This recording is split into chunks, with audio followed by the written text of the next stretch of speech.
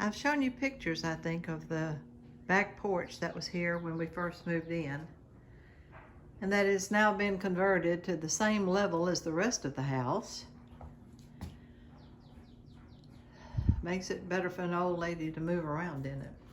So now I want to take you out in the backyard and show you what's happened. First of all, I had my carpenter build me wide, shallow steps. Those are very helpful for getting in and out of the house. This has turned out to be a pretty tropical little area over here, and the elephant ears are just coming out. Some of them have been a bit bruised by the weather. And there in the back you can see the playhouse that we had moved from Dothan, Alabama to Panama City, and now back to Dothan. We're having a bit of trouble with our grass right now, so I've engaged TruGreen to come out and see what they can do about it. As you can see right here, I want to show you. Please notice the nasturtiums coming up from seeds. And we see little bits of green all over the place in here coming up. We've had a lot of rain lately, so my nasturtiums seem to be flourishing here in this little spot. Gonna have some wonderful color here when they do bloom. And nasturtiums, from what I understand, are totally edible. Now over here, I had a gift of yarrow from a wonderful neighbor of mine, but I also seeded it, and that's the Miss Molly butterfly bush right back there. This is what I call my butterfly garden. And yes, there are weeds, but there's also a lot of seedlings coming up in here. This is my effort for a butterfly beach. Sand mixed with cow manure, because the butterflies like cow manure. And then I'm supposed to put, there's supposed to be water in there, not there right now. I'm supposed to put like oranges or bananas or anything on there, but I think my dogs eat my efforts of putting fruit there for the butterflies. I did plant a burpee seed collection in here of plants that are supposed to attract butterflies, and I've got a Mexican petunia planted back there that's coming back up this year. This is a Vitex. You all helped identify it for me last year. It's going to have some beautiful purple blooms that aren't there yet, but they will be. So we go further back in the yard, and I know I told you all about how excited I was about my David Austin roses. So they are doing quite well. We're going to have a lot of them, and I'll have the names of them. I'll list them in the back later on in this video, if I can figure out how to do it. So I have the David Austin roses kind of in the sunniest spot of my yard, there before the gazebo. Love my gazebo. Grandchildren love the gazebo. As you can see, my yard is suffering. So it's either a fungus, which my TruGreen fellow is going to come out and tell me later on, or I'm not sure exactly what else it could be. I made me another little patio back here with the gravel. PC's Nursery came and planted a bunch of camellias in the front yard and did me some gravel paths back here. These hydrangea are from some that got divided, and I managed to keep them watered enough to make them flourish a little bit. We've got, let me see, I keep forgetting the name of this seed that I planted here. Something my grandmother loves. You can see the elephant ear peeking up behind it. and the beautiful white azaleas. Every southern garden, seems to me, needs camellias. I mean, azaleas and camellias. Now these are native azaleas over here that are blooming. Got a camellia back there. I planted this Japanese maple. Love it. I'm trying these iris here. They may not be getting enough sun, and I may have to change that. But I do love the way the pergola added onto the playhouse, which made it a she shack, is doing. And I made the mistake of going into Home Goods the other day and saw these so cute garden ornaments. I think we've named him Ollie, and that's Fred, and this is Claudine. But the main thing I brought you out here to show you is the seedlings. I think I've told you how very much I love doing seeds. First of all, you got to get your bed prepared. And that's one of the things that PC's Nursery did for me in November. They came out, they tilled me up this little garden bed. They added compost. I wanted mushroom compost, but they tell me that mushroom compost is extremely hard to find these days. This is a peach tree. That is a satsuma tree on either side because they need to be fertilized. And so that's why we have two of those and only one peach tree, because it does not need to be fertilized. No, I put all the seeds in a included with sand. I think it was a bowl of sand that I mixed, and I stirred it up, and then I sowed the sand so I could tell where I put the seeds. And this is how they've come up, because I wanted to mix the larkspur with the poppies. The larkspur are the fern looking things down there, and the poppies are the ones that look like dandelion weeds. And since it is so hard to tell the difference between the dandelion weed and the poppy, I have left them both alone. Now this is a variety. This was the Burpee combination pack of perennials that I sowed a bit later than my poppies and my larkspur. So I have a bad feeling that that big thing right there is probably a weed. But I'll give it a little bit more time. Right here we have two blueberry bushes and a fig. And over here we planted some more azaleas up underneath the ligustrum here, and I can hardly wait to see these new limelight hydrangea bloom. Meet the professor hanging out here. More limelight. Now, as you can see, they are leafing out, so this is a good thing. Here's another one just bursting out right here.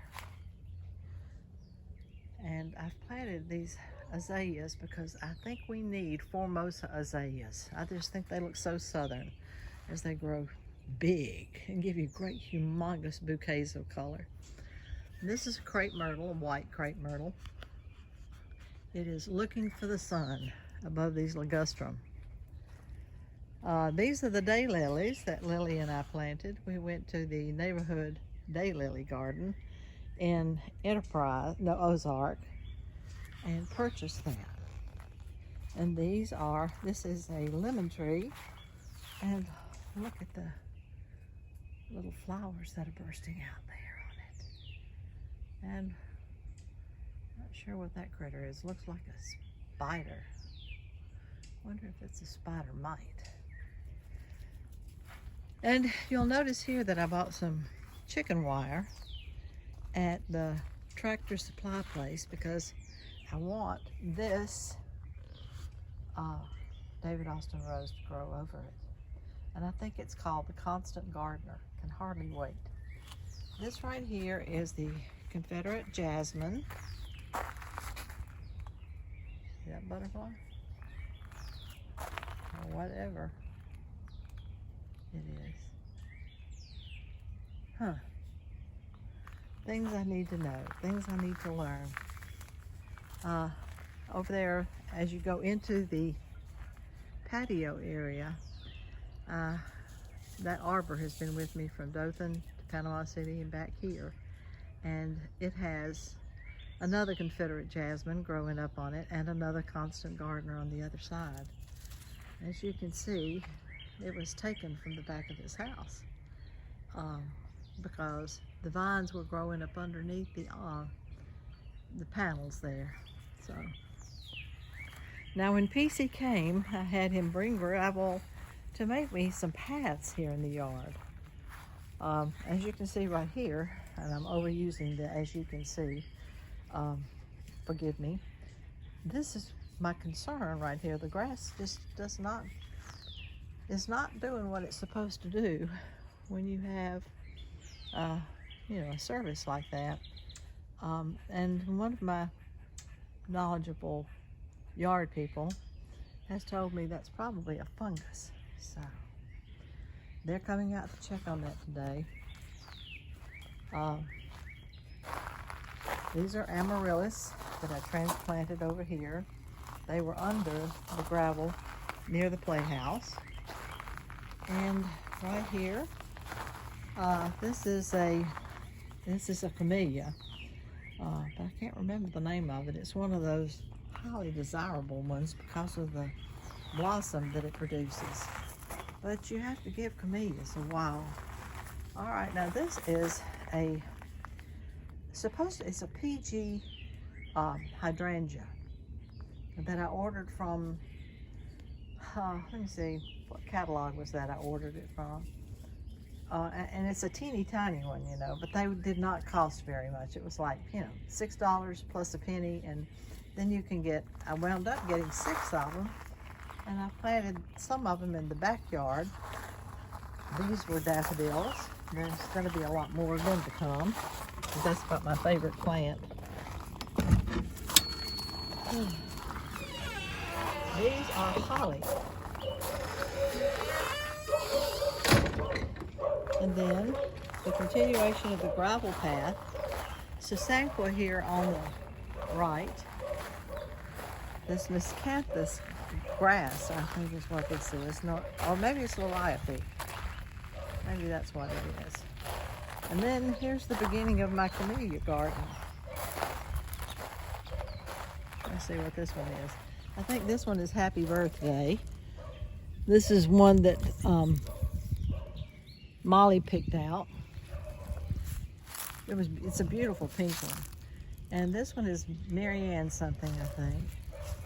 And this one is Robin Ann. This one is Fifth Avenue. I did do this mosaic bench, and you can see my beautiful drift roses back there. When PC came, he cut them, just kind of hedged them. Interesting thing to see them do. And look at how beautifully they're coming back. They were very just sticks. Pride of Descanso, Hermé. Of course, teeny little camellias, but they will grow. Let's see what this one is. They don't look real good right now, but they will. This lemon, it's supposed to be a white one. Lemon Glow, that's the name of it. I think they'll do well when they give them a little time to grow. We'll feed them and water them, and perhaps they will flourish. More over here on this side.